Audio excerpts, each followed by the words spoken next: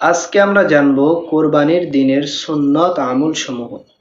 কোরবানির দিনে খুব সকালে ঘুম থেকে ওঠা সুন্নাত, অর্থাৎ ফজরের নামাজ পড়বেন।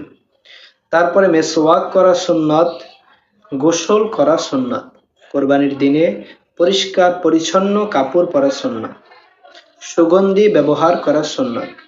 কোরবানির দিনে ঈদগাহে যাত্রা পথে খালি পেটে অর্থাৎ কিছু না খেয়ে আসা সুন্নত। আসার পথে জোরে জোরে তাকবীর বলা সুন্নত। তাড়াতাড়ি ঈদগাহের মাঠে আসা সুন্নত। ঈদগাহের মাঠে এসে তাড়াতাড়ি ঈদের নামাজ পড়ে কোরবানি করা সুন্নত।